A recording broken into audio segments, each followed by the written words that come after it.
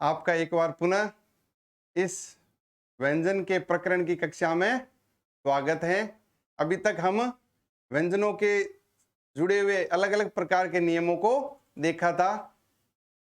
अभी से पहले हमने पिछली कक्षा में वो एक नियम देखा था कि म के बाद अर्थात प्रथम शब्द का अंतिम वर्ण म हो तथा दूसरे शब्द का प्रथम वर्ण कोई वर्गीय व्यंजन हो, अर्थात क से म तक कोई आए तो म ये दो रूपों में आता था, अनुस्वार में और दूसरे वर्ण का प्रथम जो वर्ण है उसके पंचमाक्षर में आया था। देखा था हमने, कई शब्द किए थे। आप अब देखिए, अगर आपने अब जुड़ रहे हो मेरे से तो हमारी पिछली क्लास को जरूर उसको देखिए, जिससे कि अब आने वाला नियम आपके जो अब नियम हम कर रहे हैं उसको आप भली भांति समझ पाओगे कि मां दो रूप में बदला। हमने देखा संजय शब्द किए कर रहे, संपर्क शब्द करो, संबंध शब्द करो, संकर शब्द करो, तो ये शब्द सारे इस नियम पर आधारित है। तो अब आपके मन में एक प्रश्न आ रहा होगा कि सर हमने वर्गीय व्यंजन तो कर लिए, अगर म के साथ य, र, ल, व, स, श, श और ह आ जाए तो क्या होगा? य, र, ल, व, स, श, स और ह आ जाए तो क्या होगा? वही होगा जो लिखा हुआ नियम में होगा। इसमें सिर्फ एक और एक ही बदलाव होगा, केवल और केवल एक बदलाव होगा। वहां किस में चला जाएगा? अनुस्वार में चला जाएगा। तो देखो साथियों, ये एक नियम और ये दूसरा नियम, दोनों एक ही प्रकृति के नियम हैं। क्या है? एक ही प्रकृति के नियम हैं। क्या? कि म अगर प्रथम शब्द का अंतिम वर्ण हो और वह स्वर रहित हो, यह जरूरी है। म प्रथम शब्द का अंतिम वर्ण हो और वह स्वर रहित हो, और अगर उसमें क से म तक आए तो दो तरीके से बदलाव होता है, दो तरीके से वो आदेशित होता है, अनुस्वार और पंचमाक्षर, या जिसे हम कहते हैं किसी वर्ग के पांचवें वर्ण के रूप में। इसके अलावा यदि य, र, ल, व, श, श और ह आ जाए तो ये म केवल और केवल एक तरीके से आदेशित होता है, वो होता है अनुस्वार के रूप में। तब देखो, जैसे संरचना, क्या है? संरचना। इसको मैं अगर विच्छेदित करूं, विग्रह करूं तो सम और रचना। यहां म क्या है? प्रथम वर्ग का अंतिम वर्ण जो कि स्वर रहित है। हमारा नियम क्या कह रहा है? म अगर प्रथम शब्द का अंतिम वर्ण स्वर रहित हो और दूसरे शब्द में य, र, ल में से क्या आ गया? र आ गया। क्या आ गया? र। तो ये म किसमें रूपांतरित हुआ? किसमें आदेशित हुआ? अनुस्वार में। अब अनुस्वार किसके ऊपर लगाया हमने? स वर्ण पर, और रचना का रचना लिख दिया। अगर इसको हम पारिभाषिक दृष्टि से देखें तो हम इसको पारिभाषिक दृष्टिकोण से यह समझ सकते हैं कि यदि किसी शब्द का अंतिम वर्ण म स्वर रहित हो और उसके बाद दूसरे शब्द का प्रथम वर्ण में य, र, ल, व अर्थात अंतस्थ व्यंजन आ जाए, साथ ही साथ श, स और स, ह जिसे हम ऊष्मीय व्यंजन भी कहते हैं, वो आ जाए तो ये म अनुस्वार में आदेशित हो जाता है, अर्थात बदल जाता है या परिवर्तित हो जाता है। कई उदाहरण है हमारे सामने, स्वयं और वर, स्वयंवर, स्वयंवर। कई बार देखते हैं हम, प्राचीन काव्य में भी हम स्वयंवर शब्द को देखा है। स्वयं मतलब खुद, वर मतलब वर्ण करना। जो खुद वर्ण करते हैं वो किसमें गिना जाता है? किसमें अर्थित होता है? स्वयंवर में। उसी प्रकार संयोग, सम और योग, क्योंकि दूसरे शब्द का प्रथम वर्ण क्या आ गया? यह आ गया, तो प्रथम वर्ण का अंतिम वर्ण किस में बदल गया? म अनुस्वार में बदल गया। उसके बाद संवाद, सम और वाद। क्या आ गया? सम और वाद। संशय, सम और सय। इसी प्रकार आता है संसार, सम और सार। इस प्रकार के जो शब्द हैं, इस संरक्षक एक शब्द आता है। क्या आता है? संरक्षक। संरक्षक, सम और रक्षक, सम और रक्षक। म अनुस्वार में आदेशित हुआ और रक्षक उसके साथ जुड़ गया।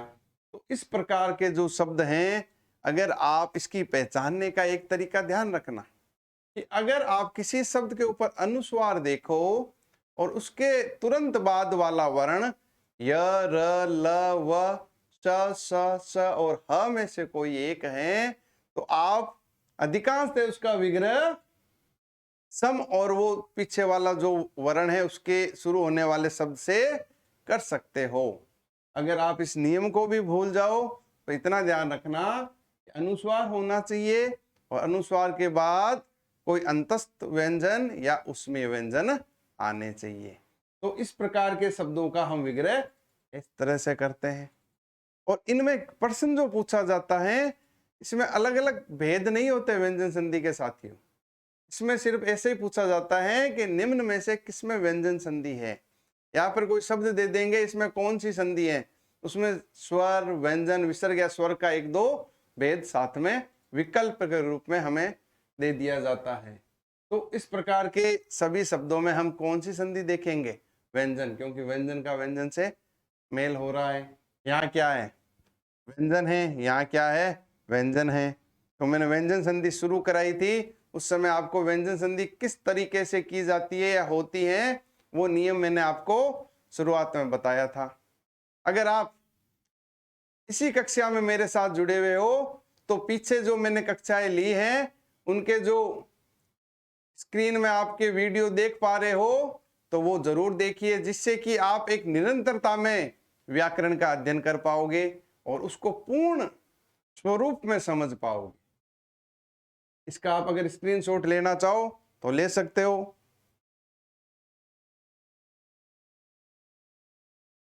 आगे चलते हम।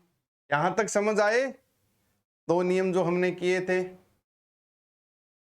दो नियम जो हमने किए थे, यहां तक आप, मैं समझता हूं अच्छी तरह से समझ पाए हो। बस अनुरोध आपसे इतना ही रहेगा कि आप इससे जुड़े हुए और शब्दों को देखिए, उनका विग्रह करने की कोशिश कीजिए और जो शब्द आपको क्लिष्ट लगे, विग्रह नहीं कर पा रहे हो, उन शब्दों को आप अपनी नोटपैड में लिख लीजिए।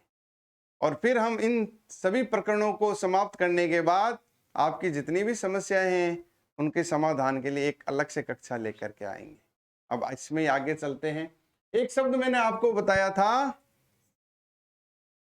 संस्कृति। आपको याद होगा साथियों, मेरी हर कक्षा पीछे से जुड़ी हुई रहेगी आपके साथ। संस्कृति शब्द को अगर मैंने चर्चा की थी, अगर इसको आपको चर्चा को देखना है तो आप फिर मेरी पिछली कक्षा में जाइए। अगर जो साथी अब जुड़े हैं तो पिछली कक्षा देखिए, जब मैंने व्यंजन संधि शुरू कराई थी तो सबसे पहले मैंने यही शब्द लिखा था और फिर उसके संधि के जो स्वरूप होते हैं, आदेश, आगम, लोप, प्रकृति भाव, वो आपको समझाए। और इससे जुड़ा हुआ संस्कृति शब्द को बताते हुए, आदेश और आगम को बताते हुए मैंने कहा इससे जुड़ा हुआ जो नियम है वो हम व्यंजन संधि के अंतर्गत जब आगे बढ़ेंगे तो उसको करेंगे। वो अब समय आया है इस नियम को आपके सामने प्रस्तुत करने का। तो अब इसमें क्या होता है कि अगर सम उपसर्ग हो, क्या हो? सम उपसर्ग हो और उसके बाद क्री धातु, क्या होता है? क्री धातु संस्कृत में अधिक चलता है। हम अगर ये कहें तो इसमें अगर कर, कार, करण, कृति, कर्ता,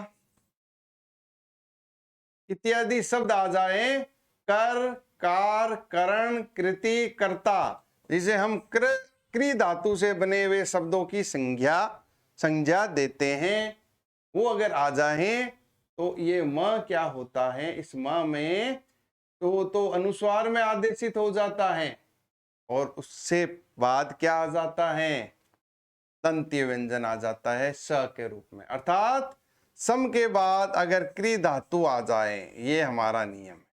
क्या है, सम के बाद यदि क्री धातु आ जाए तो म किसमें आदेशित होगा, अनुस्वार में, और एक नया वर्ण क्या आ जाएगा, यहां पे आगम हो जाएगा स का। यह सम से जुड़ा हुआ एक नियम हमारे सामने है कि यदि प्रथम शब्द सम हो, अंतिम वर्ण यहां मैं चर्चा नहीं कर रहा, आप थोड़ा ध्यान देना मेरी बात पर, मैं अंतिम शब्द की अब चर्चा नहीं कर रहा, अब मैं पूरे के पूरे शब्द की चर्चा कर रहा हूं कि यदि प्रथम शब्द सम हो, अर्थात जो उपसर्ग हो, और उसके बाद क्री धातु से बना हुआ कोई शब्द आ जाए, तो सम उपसर्ग का जो म है वो तो अनुस्वार में बदल जाता है और उसके साथ दंतव्य स का आगम हो जाता है। क्या हो जाता है, दंतव्य स का आगम। और ये दंतव्य कैसे, क्या है, मैंने वर्ण विचार में आपको इसका उच्चारण करते हुए उसके उच्चारण स्थानों के आधार पर पूर्ण रूप से समझाया हुआ है। ये नियम हमारे इसमें चलता है। तो अब संस्कृति का मैं करूं तो सम और कृति, सम और कृति, यहां सम आ गया, क्री धातु से बना हुआ शब्द, कृति आ गया, तो म किसमें हुआ आदेशित, अनुस्वार में, एक दंतव्य स यहां हमारे पास आ गया। अब पुनः हम इस शब्द को पुनर्गठित करते हैं तो हम लिखेंगे स के साथ अनुस्वार, स दंतव्य स्वर रहित और कृति, संस्कृति। एक शब्द आता है संस्करण, क्या आता है, संस्करण या संस्कार, संस्कार। इसके हम विग्रह करें तो हम करेंगे सम और कार। अब इसको पहचानना कैसे, हमें पहचानने की दो ही चीजें, आप पहचान करने के लिए क्या करोगे, अनुस्वार और स, इस चीज को याद रखना, ये दोनों साथ जुड़े हुए आएंगे आपके सामने। जब जुड़े हुए आए तो निश्चित रूप से आप अपने मन में ये लिया ना कि ये सम उपसर्ग से ही बना शब्द है और दूसरा क्री धातु से बना हुआ शब्द इसके साथ लगेगा। बस पहचान ये करनी है कि अनुस्वार और दंतव्य स एक साथ साथ आने चाहिए उस शब्द में। संस्कार, सम और कार, संस्करण, सम और करण, सम और करण के तहत आता है। उसी प्रकार शब्द हमारे सामने संस्कृत, सम और कृत, उसी प्रकार संस्कृति जो हमने चर्चा कर ली, के बाद संस्कृता, सम और कृता, ये इसका विग्रह हुआ। बस पहचान याद रखनी, अनुस्वार और दंतव्य सा साथ में आना चाहिए। नियम आपके अपने चेतना के स्तर पर इस बॉक्स को ले जाओ, इस डब्बे को ले जाओ। जिस प्रकार से हमने पीछे नियमों को एक डब्बे में बना बना के पिरोया था, उसी प्रकार एक नियम और आपके सामने है, सम और क्री धातु।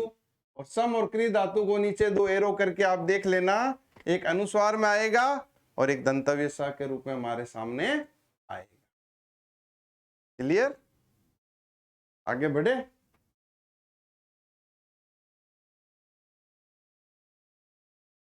अभी तक हमने देखा सम उपसर्ग से बना हुआ और क्री धातु के साथ जुड़ा हुआ शब्दों को, जिसमें दंतव्य स का क्या हुआ, आगम हुआ और म अनुस्वार में आदेशित हुआ। अब हम बात करेंगे परि उपसर्ग से बने हुए शब्दों की। परि उपसर्ग से जो शब्द बनते हैं उसकी संरचना किस प्रकार से होती है। अर्थात यदि प्रथम शब्द परि उपसर्ग हो, क्या हो, परि उपसर्ग हो, परि उपसर्ग हो, फिर उसके साथ क्या आ जाए, क्री धातु आ जाए, क्या आ जाए, क्री धातु आ जाए, तो इसमें भी स का आगमन होगा, लेकिन वो स होगा मूर्धन्य। क्या होगा, मूर्धन्य। मूर्धन्य स कौन सा होता है बताइए जरा, स, 3 स बताए थे, तालव्य, दंत्य और मूर्धन्य। दंत्य की चर्चा अभी हमने सम उपसर्ग के साथ की थी, और अगर परि उपसर्ग आए तो मूर्धन्य से आता है। और एक स और था हमारे साथ जो हमने वर्ण विचार में पढ़ा था, कौन सा, स, कौन सा है, तालव्य। कई साथी सोच रहे होंगे सर ये तो सलजम वाला है। मैंने उसी दिन कहा था आपको, इस कक्षा के बाद सलजम, षटकोण और सफेरा तीनों को भूल जाओ। तालव्य, मूर्धन्य और दंतव्य, इसको ही याद रखना है साथियों में। अब इस नियम पर हमारे पास क्या आता है कि यदि किसी शब्द का प्रथम वर्ण परि उपसर्ग हो और दूसरा शब्द क्री धातु से बना हो, क्या, कर, कार, करण, कारण, कृता, कृति, ये शब्द अगर आ जाए तो यहां क्या होगा, आगम होगा। बदलेगा कुछ भी नहीं साथियों, आगम होगा मूर्धन्य स का। ये नियम है, इतना सा। हम संधि को बहुत क्लिष्ट मान लेते हैं और बहुत ही इसको समझने में अपने आप को ये सोचते हैं बहुत दुर्बोध तरीके से समझ आ रही है। मैं समझता हूं इस कक्षा के बाद आपकी संधि उतनी ही सरल हो जाएगी जितनी आप उसको अपने मन से समझ पाओगे। परि उपसर्ग और कृत धातु से बना हुआ समीकरण हमारे सामने आता है तो इसमें मूर्धन्य स का क्या हो जाता है, आगम हो जाता है। सरल सरल शब्द हैं, परि और कार, स का क्या हो गया, आगम हो गया, तो बन गया परिष्कार। इसको पहचानने का तरीका सीधा सा है, कहीं भी स हलंत दिख जाए और आगे परी दिख जाए तो उसके सीधे ही स को हटा करके विग्रह कर देना। कुछ भी सोचने और समझने की जरूरत साथियों आपको नहीं पड़ेगी। अब देखो जैसे परिष्कृत स दिखा आपको, यहाँ पे मूर्धन्य दिखा, आगे परी दिखा, तो सोचना किस बात का, परी मैंने अलग कर दिया, धन चिन्ह लगा के कृत अलग कर दिया, हो गया विग्रह। फिर देखो आगे, फिर स दिखा, परी अलग कर दिया और कर्ता मैंने अलग कर दिया। कुछ भी बदलाव की जरूरत नहीं है विग्रह करते हुए, और ऐसा विग्रह मिल जाए, परी लिखा हुआ मिल जाए या दिख जाए और कर्ता दिख जाए तो सा को अपने तरफ से फ्री में उस शब्द को दे देना, मूर्धन्य सा को, इतना ध्यान रखना। तालव्य और दंतव्य को मत दे देना, शब्द गलत हो जाएगा। देना कौन सा है, मूर्धन्य के, ले जाओ उस शब्द को, ले जाओ आप अपनी संरचना को नया रूप दो, परि और कर्ता। इसी प्रकार परिष्कृति, परि और कृति, इस प्रकार से इन शब्दों का हमने निर्माण संरचना के रूप में करते हैं जो संधि से जुड़े हुए शब्द हैं। तो हमने इस प्रकार से नियमों को देखा, परि उपसर्ग के नियमों को देखा, सम उपसर्ग के नियमों को हमने देखा था और इससे जुड़े हुए उदाहरण हमने किए। अब आपसे यह अनुरोध रहेगा साथियों कि आप और अधिक उदाहरणों को अपने सामने लाइए, उनको विग्रह कीजिए, उनको समझिए, पहचान चिन्हों के आधार पर निर्धारण कीजिए, तो आपके सामने वो शब्द और अधिक खुल करके आएगा और नियम आपके दिमाग में बहुत ही भली भांति तरीके से, जिसे हम कहते हैं फिटमेंट एरिया में फिट हो जाएंगे और उनको अलग से बाद में ना तो विस्मृत होने का समय मिलेगा, ना आप विस्मृत कर पाओगे। इसका आप स्क्रीनशॉट ले सकते हो।